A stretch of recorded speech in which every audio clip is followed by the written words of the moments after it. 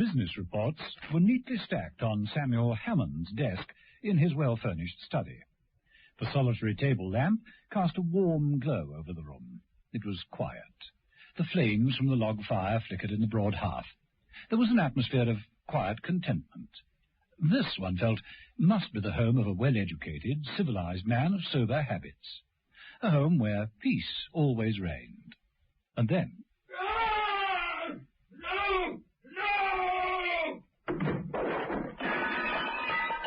The silence was shattered by a terrible scream and a crash. Seconds later, the door to the study burst open. Samuel Hammond rushed in, slammed the heavy door behind him, and began piling furniture against it, barricading himself in. Got to keep him out. Got to.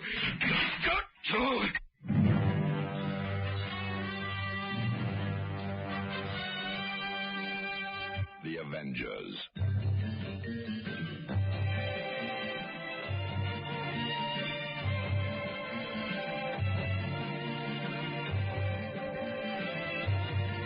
John Steed and Emma Peel, The Avengers.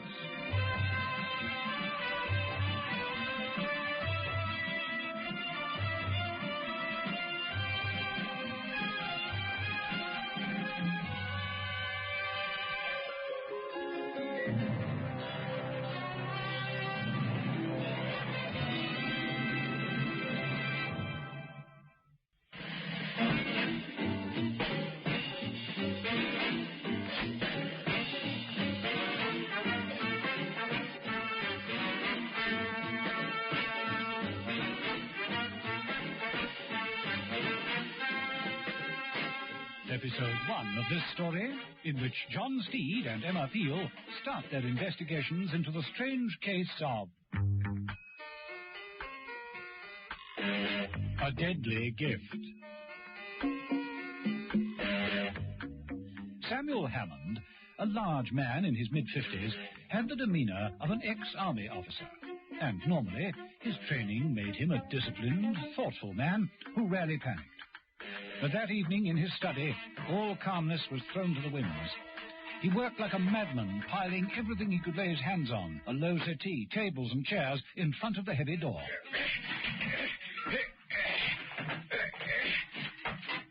When he'd built an effective barricade, he paused and listened.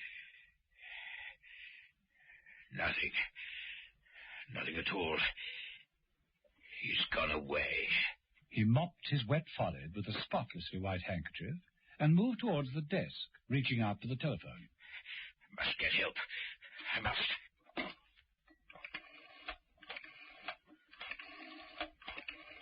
His nervous fingers drummed the polished wood of the desk as he waited for the call to be answered.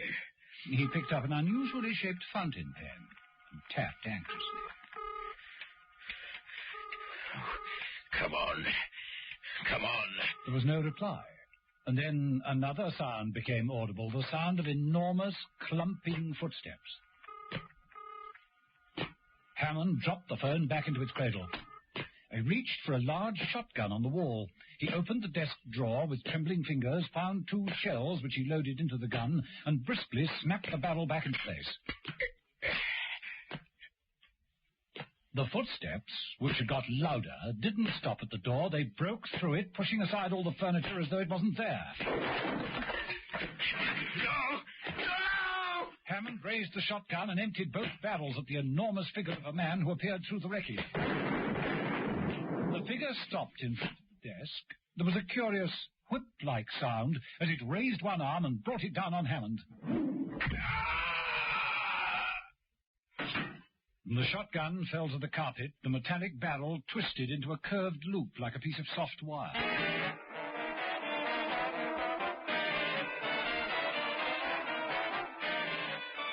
In John Steed's apartment, Mrs. Peel sat staring pensively at 2 small interlocking pieces of metal. They lay on a green baize card table. They represented one of those irritating puzzles which, if you get the right combination of moves, can be parted with the greatest of ease.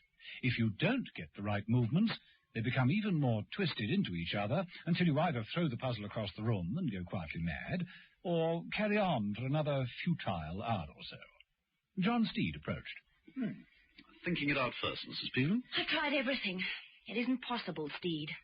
I've moved through all the permutations, and it isn't possible to separate those two pieces of metal. Want a bet? You think you can? I can make you believe I have, create the illusion. Oh, stop talking in riddles. Well, we're talking in puzzles, much the same thing. Want to place that bet? You're on. The usual? Champagne supper on me if you can do it. Steed picked up the two pieces of metal. He held the end of each in either hand, and with a flamboyant gesture, which would have done credit to a professional conjurer, threw his arms into the air. Seconds later, two pieces of metal landed on the green cloth table. I don't believe it. I just don't believe it. Now you see it, now you don't. It's a question of know-how. Oh, excuse me. Steed? Oh, yes, Mother. No, she's here. Yes, I see. Yes, very well. Can you give me that address again? Steed drew a fountain pen from his pocket. Yes, I've got that. Right.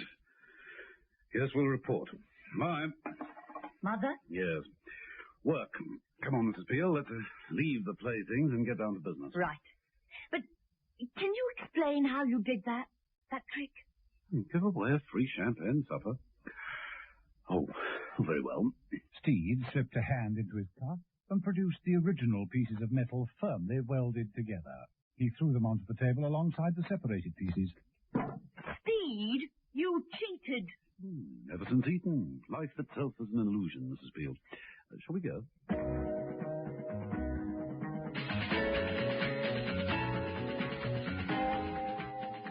In the study of Samuel Hammond's house, John Steed prodded with the end of his umbrella at the broken hinge of the heavy door. He moved about the room, taking in every detail with a professional air.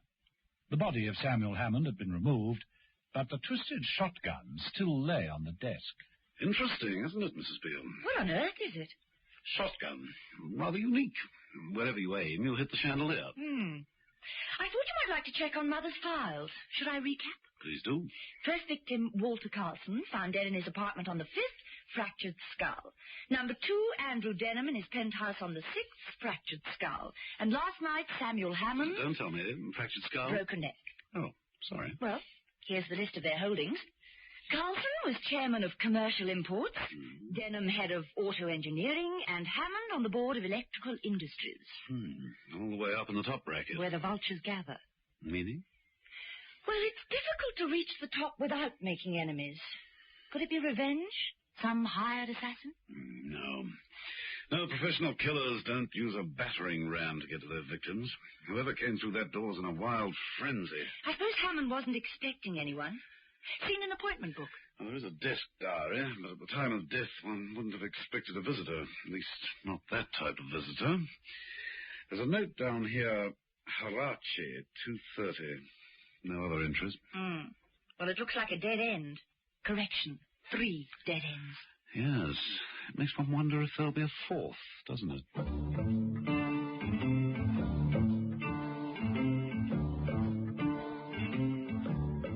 At the entrance of the block of buildings marked Administration Industrial Developments Limited, Great Britain, the security guard, who was quietly dozing on duty, heard a very distinctive sound. He shook the sleep from his head with a sudden gesture, wiped his eyes with the back of his hand, and gathered his thoughts. The sound approached. Hey, you! Who are you? The footsteps grew louder. Lumbering along the corridor appeared the figure of an enormous man. His black coat was flapping behind him, his shoulders massive, the black trilby hat pulled down low over his eyes.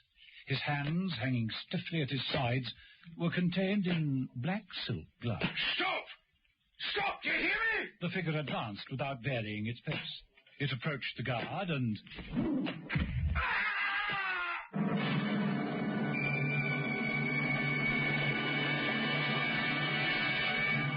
The noise didn't penetrate to the inner office, where Lambert, a well-groomed, high-powered executive, was talking on the telephone.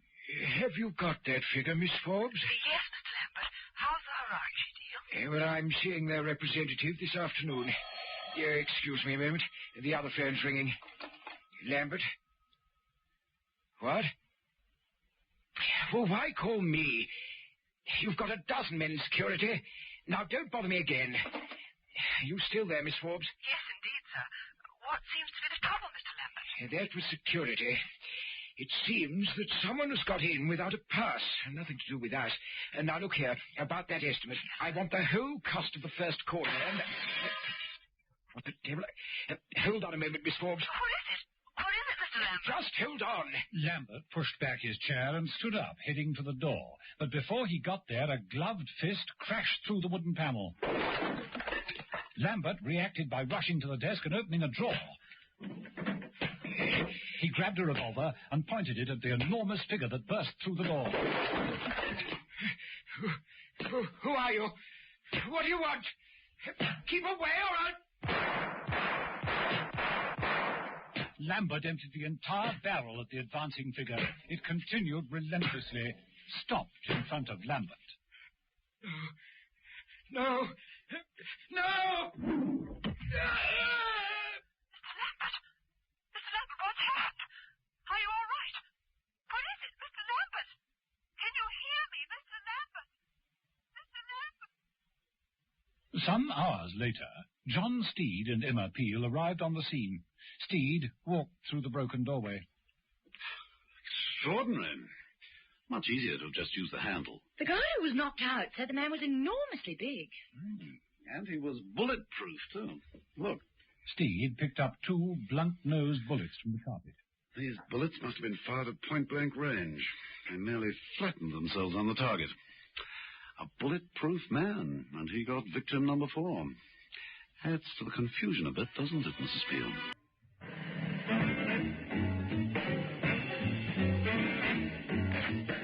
Episode 2 of this story, in which John Steed and Emma Peel tangle with some Japanese wrestlers and realize that the skill of karate can be a deadly gift. Mother had given Steed and Mrs. Peel the task of investigating the mysterious deaths of Walter Carson, Andrew Denham, and Samuel Hammond. All had been killed violently by a vicious blow to the head. All had been very important businessmen, heads of commercial and engineering companies. And now there was a 4th death, James Lambert, whose body lay on the carpet covered by a sheet. John Steed threw the 2 flattened bullets down on the desk and looked around him. Nasty.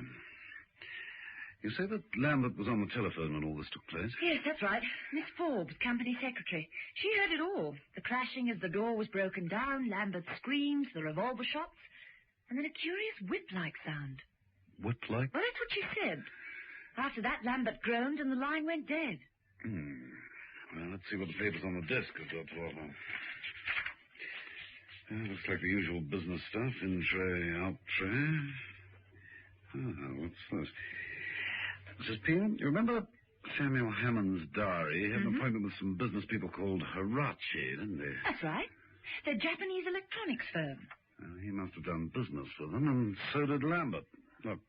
Mrs. Peel took a letter from Steed and read, Honorable gentlemen, our representative, Mr. Tosomo, will be in your capital, London City, on the 12th. Would you kindly lift the telephone for the appointment? We remain obediently and faithfully, etc., on behalf of Hirachi Corporation, etc., etc. Well, isn't that nicely worded? Well, it would appear that Mr. Lambert did lift the telephone. He made an appointment for 3 o'clock. Now, let me think. Hirachi were in the news a few weeks back, weren't they? They've developed some new circuit element to replace the transistor. Really? Well, it could revolutionize the electronics industry. Lambert may have been competing for the European concession. Steed moved over to the sheet which covered the body and lifted it with the end of his umbrella. Well, this honourable gentleman's out of the race now. It's difficult to compete with a broken neck. Mrs. Peel moved forward and looked down at the body. 1 second, Steed. Look at the position of his head. He's been hit from the front, yet there's not the slightest bruise on his face. Conclusion? Honorable Lady Conclusion? Yinko. I beg your pardon? Yinko.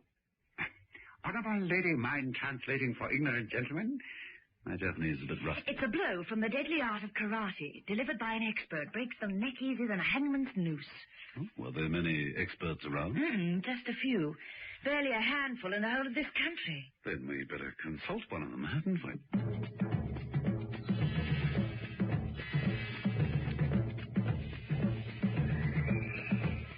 Characteristically, John Steed handed the assignment over to Mrs. Peel, and she, also characteristically, followed through with efficiency, finding herself in the corridor of Sensei's Karate Dojo Gymnasium. She approached a beaded curtain, parted it, and entered the practice room as Sensei himself refereed a bout. Mrs. Peel walked up to the practice mat and tapped Sensei on the shoulder. I'm Emma Peel. Mrs. Emma Peel. I'm so... Wait. Yes, I'm in. Yes, I'm in. Now, interrupting so, please state your business. Mrs. Peel, I'm interested in karate. Interest is for the onlooker. From students, we require dedication.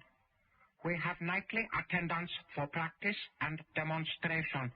We never tolerate absentees. Well, I appreciate that. Then appreciate, too, Mrs. Peel, that karate, unlike judo, is not a sport.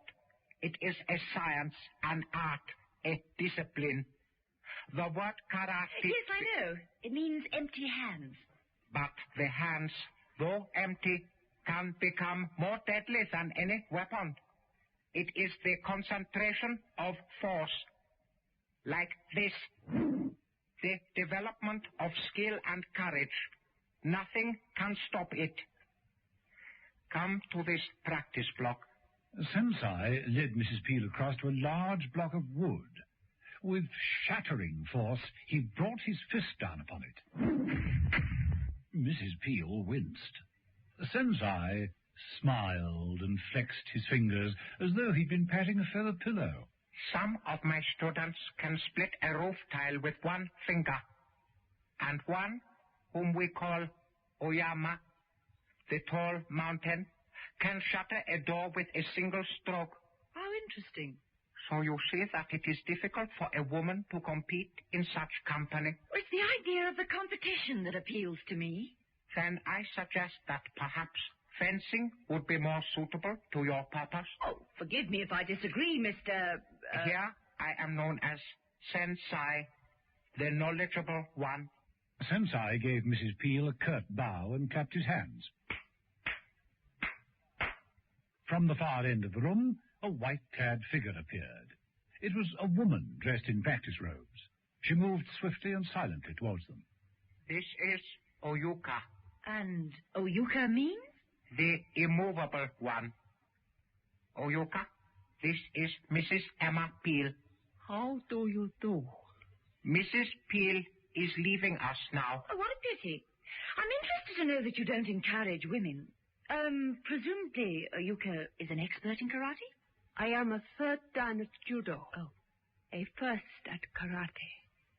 There are few men who could pass me if I didn't wish them to. And few women? No other women. Oh, to me that sounds just the teeny-weeniest bit like a challenge. I should not try it, Obaki. Obaki? It means foolish one. Mrs. Peel is invited to try. I've never been able to resist a straight fight. Mrs. Peel placed her handbag on a nearby stool and took a step to the left to pass Oyuka. Oyuka made a simple karate attack. Mrs. Peel countered with a judo defense and attack. Oyuka drew back her left arm and with palm uppermost thrust her hand out to land a blow beneath Mrs. Peel's nose. Mrs. Peel grabbed Oyuka's wrist from above with her left hand, swinging it back. Oyuka doubled up. Mrs. Peel brought her right hand down firmly on Oyuka's neck. Mrs. Peel sidestepped, got a firm hold of Oyuka, and threw her through the Japanese screen. You fool, Oyuka. You attacked her as a woman, but she has the skill of a man. A bad mistake, Oyuka. Oyuka, the immovable one. You should rename her, I think. What's Japanese for amateur? Anyone know?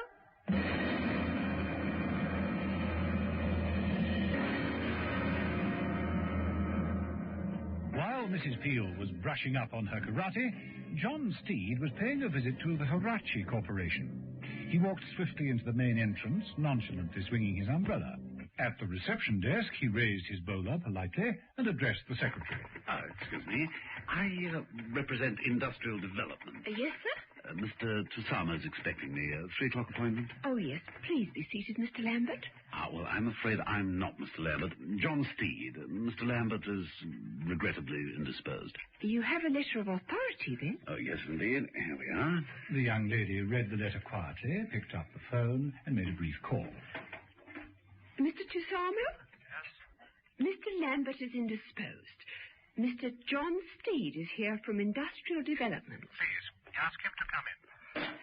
You may go in, Mr. Steed. Steed looked around him at the many screens of the reception room.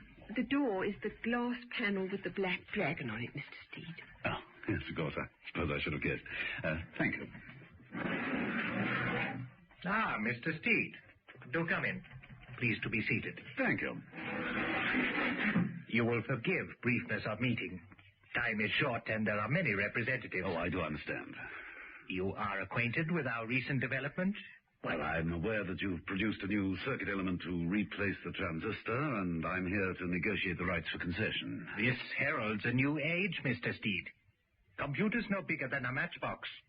Pocket television. Radio smaller than a wristwatch. You have a worldwide patent? Hardly necessary. The manufacture of the element is complex and would require capital outlay of 50 millions. 10 years before we have a competitor. So the concession will go to whichever company offers you the largest slice of profit. I suppose it's pointless to ask what offers you had already. Regret that other competitors cannot be disclosed. Well, naturally I shall have to consult my board, but I'm sure our offer will be favorable. Of course, we can't compete with your production facilities. May I look at these photographs of your plant on the walls? Of course. Allow me to explain them. While Tusamo was giving facts and figures with his back turned to the desk, Steed quickly flipped open a folder containing a list of competitors. He then raised his umbrella. The handle swung back and revealed a miniature camera. The shutter moved silently. Smart work, Steed. Yes? Your next appointment is here, Mr. Tusamo. Thank you. Mr. Steed is just leaving. Well, you'll be hearing from us shortly, Mr. Tusamo. Goodbye. Thank you. This way out, please. Goodbye.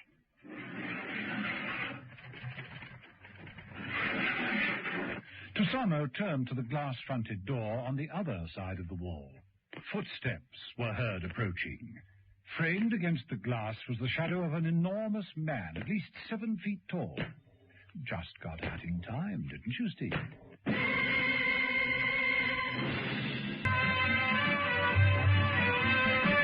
The Avengers.